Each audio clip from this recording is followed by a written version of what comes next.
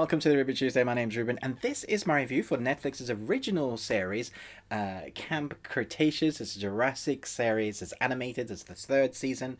It's non-spoiler review for the first half, and then the second half we're going to talk about kind of the best moments in the season and the ending. So I will give you a warning when that's up, but for now it's a review, so let's jump in. By now you're used to the animation. I know it took a few people some time to get used to the style of animation that they made this series in, but I think by the end of the first season you would have felt at home. You would have gotten used to these characters, these young teens that have ended up on the island. Obviously, in amongst the films where this series is placed, things go wrong. That was pretty much the first season of them getting to know each other, trying to survive this island, and then we had that massive cliffhanger when we thought one of our main protagonists is dead. We see him come back with Bumpy. Bumpy has become one of my favorite characters in season 2. I thought it was great. They really had a lot of character development.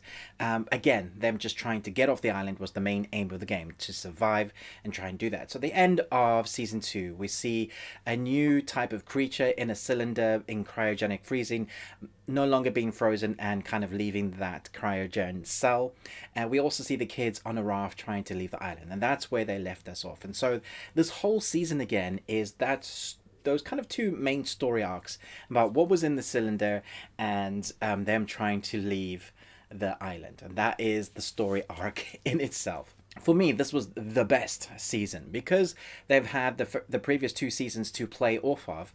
We don't need to build up any of those characters. Right now is they're finishing off with the character developments of the relationships that they haven't really built or solidified quite yet, in amongst every single episode being really tense. I love the way they incorporate original score sound as well from like the Jurassic Park films. Even in the first episode, when there's a raft scene, you will hear that score come in silently but just smoothly, like it was there all along, and that plays throughout the series, which I really appreciated, especially in this series, as you have a lot more nostalgic moments. It's possibly one of the reasons why I love this particular season so much, is because there are so many nostalgic moments kind of harking back to what has happened in previous films from the original Jurassic Park, moments that will just fill you with I remember. Yeah, I remember that. Yeah, even recreating some pivotal scenes, which I thought was just a really great nod. There's a lot of themes going on in this as well. So we have these very interesting character journey. Being that they've spent so much time together, they're really valuing each other's friendships now, and that plays a big part in this.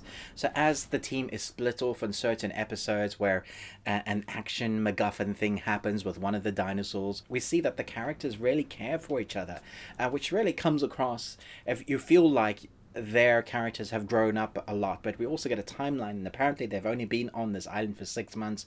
Although it feels like they've been there for a long time, it feels like the characters have grown up, they've matured somewhat, they've learned to live on this island in amongst dinosaurs, and you totally believe it now, which I think you kind of just settle into the tone and pace of this. It's also quite funny, as you'd expect. They have a really nice camaraderie. The script, the voice work is all done so you believe what they're going through. They do have plot protection, but what I do like about it is when one of the characters get hurt, there will be consequences for that. There's a particular person that gets hurt, and then the car carries over to the next episode and the next, and that for me was clever writing, rather than where you have some animation series where a character will get hurt and then the next episode is like, ta-da, magic, we're all good.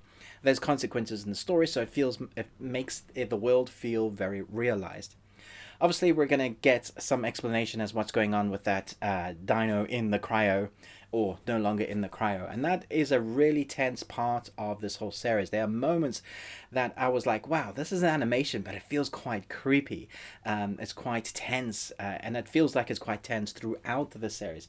As a 40-year-old adult watching something about Jurassic Park, I watch it because I love Jurassic Park and I love animation. So anything in this world, I'm going to give it a go. So you've probably already got me, buying the t-shirt. However, I do feel like they've really found the pacing, the intensity that they wanted to get. I think everybody's going to enjoy this. As a series ranking, I would probably go 3, 1, 2. I loved the big ending. It left us on, we were like, oh my gosh, is our character still alive? And then 2 was really character development and kind of story arc building in time for this season. It does look like they could finish the series with this one, but they're leaving it a little open-ended. So let's talk about spoilers. For now, I'm going to give this a solid A. Really enjoyed it. Let me know in the comments below, what did you think about this series? Spoilers and ending talk. Here we go. So part of the investigation that the kids are doing is what Manticore was actually up to. And during the investigation, they talk about the Indominus Rex and what the dog was up to. And then we find out that it's E57 is the Scorpius Rex, who has these quills that can inject you with poison and can climb like a lizard and is very athletic. For all intents and purposes, is just a monster. A great kind of bad guy to have during the series. We obviously also find out that they can give birth asexually. Well, they create life within themselves, which reminds me a little bit of I think the first Jurassic Park, where Jeff Goldblum's character says life finds a way. Clever girl. Although technically it's not really a dinosaur, it's a hybrid, a monster more. I do think some of the best moments are the nostalgia moments in this season, when we had them see the original Jurassic Park, when they're in some of the rooms, you know, where we had the raptors trying to attack the kids in the first film. We have that same kind of recreated scene, which was fantastic. The ending did make me wonder what's going to happen next, and my guess is that one of the E57s isn't actually dead, because they're damn strong. I think maybe they were just knocked out and was able to escape, unless the E57 had already made another one of itself, which is a possibility. So I think there is one in the boat with them. I don't think it's Blue, because I think Blue still has a place. I haven't even talked about Blue. I think Blue still has a place in the next film, Dominion, because this story is canon. That's how they're going to connect Blue to being on, Earth, on land, with our main Chris Pratt character again. Maybe that's how they would link it up, but I'm still thinking that it's going to be the E57, one of those dinos on the ship with them. Could mean the boat that they're on gets stranded again and they have to head back to the island, and we have another season of them trying to escape. Let me know where you think it's going to go. I thought it was interesting, really entertaining. It kept you guessing, but it also, you know, kept you tense because the story was really tense. Thanks so much for watching this. Let me know your comments below. What was your favorite moment? If you're going to do spoilers, just do like a spoiler word and then do . Thanks so much for watching this, but most of all, until next time, remember, live long and choose life.